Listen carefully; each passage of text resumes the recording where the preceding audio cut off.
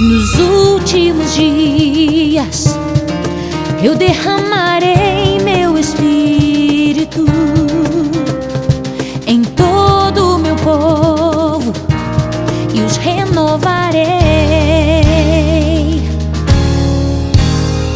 com sabedoria, com discernimentos e sonhos. Farei maravilhas e restaurarei minha igreja com milagres e curas, revelações. Minha glória virá como águas que cobrem o mar. Darei minha paz, darei os meus dons, assim diz o Senhor. De repente o som do céu, um vento impetuoso encheu toda a casa, encheu, e foram línguas repartidas, línguas de fogo sobre todos, e foram cheios do poder do Espírito Santo. Foi o Pentecostes, sim, foi lá em Jerusalém, que hoje vai ser aqui.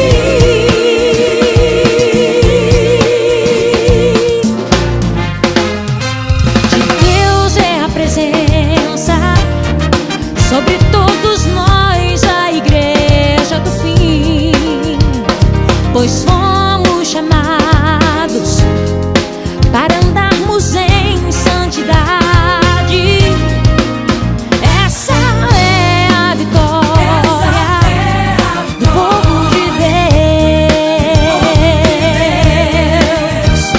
Minha glória virá como águas que cobrem o mar.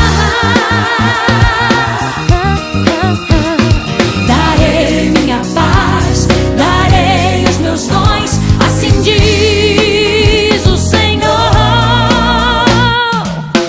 E de repente o som do céu, um vento impetuoso encheu toda a casa, encheu, e foram línguas repartidas, línguas de fogo sobre todos. Foram cheios do poder do Espírito Santo. Foi o Pentecostes, sim, foi lá em Jerusalém, que hoje vai ser aqui.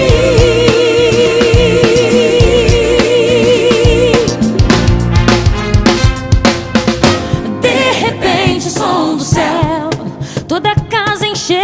De repente o som do céu, com línguas de fogo.